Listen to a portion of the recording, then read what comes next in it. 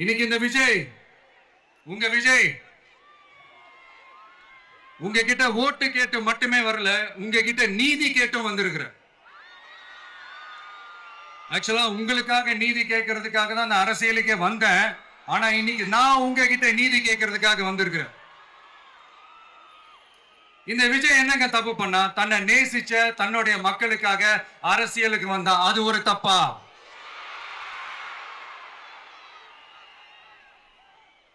எல்லாத்தையும் ஒதுக்கி தள்ளிட்டு மக்களுக்காக மட்டுமே வந்த அது ஒரு தப்பா?